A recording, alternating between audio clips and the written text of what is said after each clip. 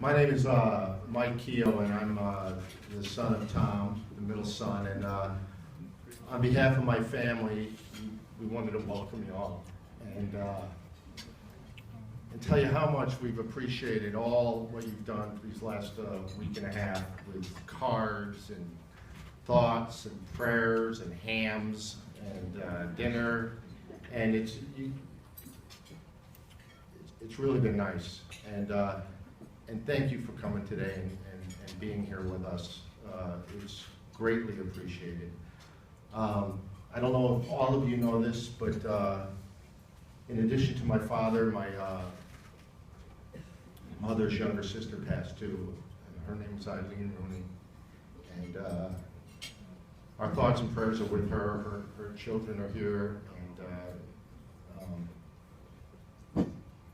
We were at a service today for her too, and it was really nice and really special, and I'm glad we were able to do this together. It's crazy. I've never heard anything like it, that two services in one day, but I'm glad we were able to do it. But, you know, I was a little nervous about this, I wanted to say something about my dad, and it's kind of hard to sum up something about a man's life,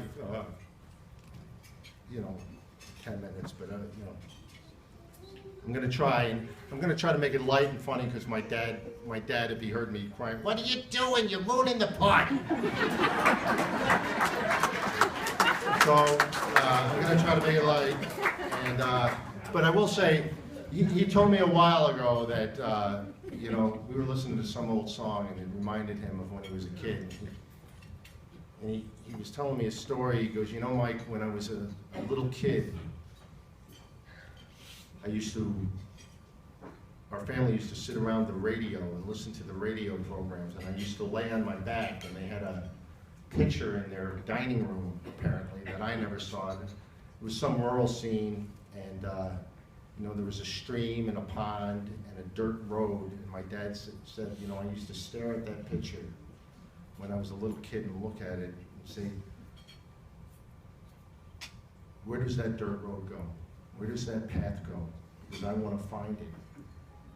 He said, we never had any money, Michael, and I was determined to get out of the Bronx and be successful. And my dad worked his butt off and moved up the ladder in the corporate world, and so that none of us kids, the 6 kids, ever had to know about being poor. In fact, one of his favorite stories was when I was little, we were watching a football game on a Sunday, and it was winter out in Chicago, and there was a fire going in the fireplace, and he said, "Michael, isn't it wonderful to have a fireplace?" And I said, "Doesn't everybody have a fireplace?" "Doesn't everybody have a fireplace?" You know, he was out of his mind. Couldn't believe it. Because, you know, we grew up with nothing, right? And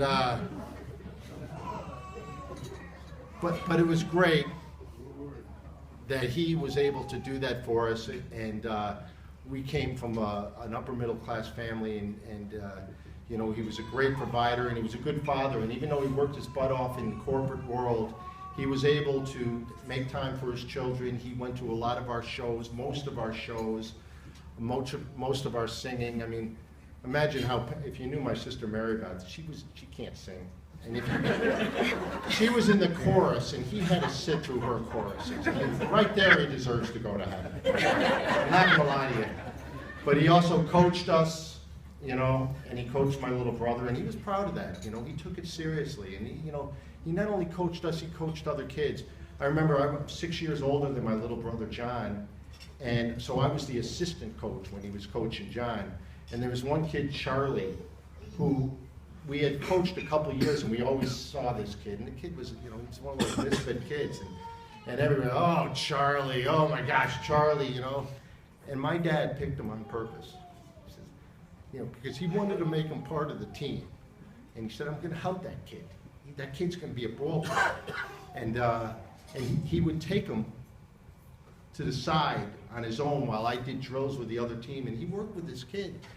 And he kept on saying, it's all about teamwork. It's all about taking care of your teammate. And the kids bought into it. By the end of the time, that Charlie was a ball player. and the kids were passing to him, and he was scoring. And at the end of that season, their parents wrote my dad a long letter saying how it was Charlie's greatest year to be part of that team because he really felt like he was a part of it. There was another time where there was a little girl. It was actually Jeannie Weber's little girl, and my dad was determined to make a ball player out of it. And he took her to the side, and he was working with her, you know, and everything else. It was at the beginning of the season. We hadn't even got our uniforms yet. And he takes her to the side, and he's working with her and working with her. And then he comes back, all right, huddle up, huddle up. And he goes, okay, our first game is coming up. He goes, any questions? And before he did that, he says, I think she's going to be a ball player. I think I got it, you know. And then he says, is there any questions? And this little girl raises her hand. Yeah. When do we get our costumes? My dad's going, you're killing me.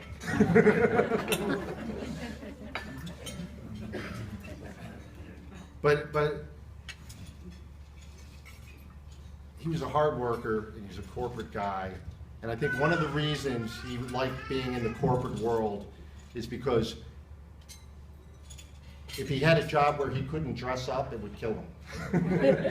No one liked dressing up more than my dad. You know, he was always about, he would tell us stories from like 1968. He goes, you know, your mother and I went out somewhere, and he would tell us, I was wearing a black suit, you know, handkerchief. Your mother was wearing a spaghetti strap, looked like $1 million. So he just loved everything about dressing up. And he loved telling stories. So I thought I'd tell you a story, one of my favorite dad stories. He told me this story. I wasn't there. But I'm going to tell you the story how my dad would tell it, okay?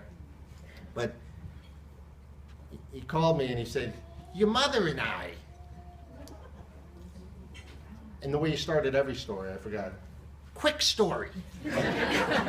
Quick story. Your mother and I, we went to this party. And it was a nice party. It was outside. It was in the backyard. They had a pool. Everybody was dressed up. Now it's early. Can I tell you? So there's no nonsense going on. It's no one's drunk. It's early, okay? And we're all there. I'm dressed, okay? Gabardine slacks, cashmere sport jacket, chestnut loafers. I'm dressed to the nines. I look like $1 million, okay? And they had a line of coolers all along there, and I went to go get a beer. And I turn around, and I go to get a beer out of the cooler. And the next thing you know, I'm at the bottom of the pool. I'm sitting at the bottom of the pool, looking up. And let me tell you, the last thing you want to do when you're at the bottom of the pool, when you accidentally fell in, is surface. So finally I surface, and your mother's standing there going, da da da da da da da da. Your mother's a comedian. So what did you do, Dad? You know, the owner, he gave me a pair of Dockers, he gave me a t-shirt, boat shoes, no socks, and we partied. Everybody had a good time. But that's how my dad was. He made out of the best situation. I was thinking I deserved that. But thanks. So anyway, there was somebody who told my dad changed when he dressed. My friend Jamie White is here, and his mother one time said, Tom, you're like a different guy when you get in a suit. You know, he was like Clark Kent going into a phone booth. He'd get a suit and go, here I am. You know, like that. He was just he had a bounce to his step, right? And which brings us to, you know, I can't talk about everything, but one thing we got to talk about is he was a showman. He was a showman. He loved showmanship, and he was bigger than life when I was a little kid. And somebody on Facebook described it pretty good. He's like, he's the last of the old school cool. He was Dean Martin cool. He was Rat Pack cool, and he was a big presence in our lives. And from a very early age, we'd have parties and gatherings, and you know, at different people's houses, and my mother and father would get up and perform, and it was a lot of fun. And